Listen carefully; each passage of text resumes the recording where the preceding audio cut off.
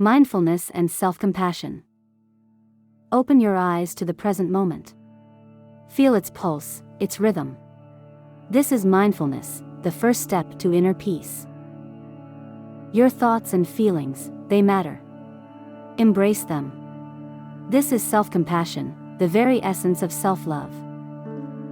When chaos surrounds you, breathe. Find your center, your grounding force. This is mindfulness, your anchor in the storm. Speak kind words to yourself. Forgive your flaws.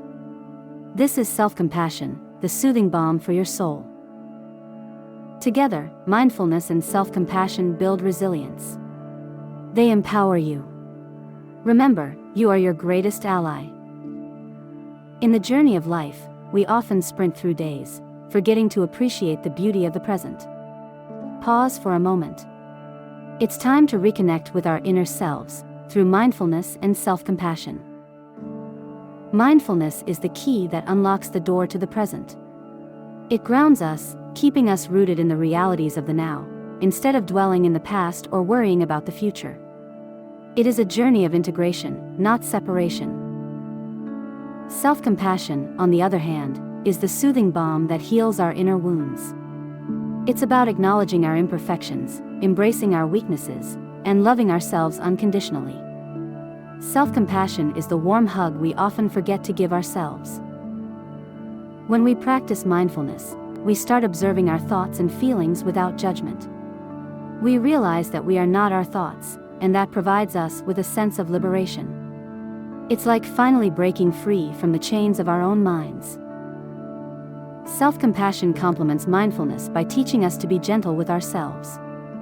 It aids us in accepting ourselves as we are, without the constant need for validation.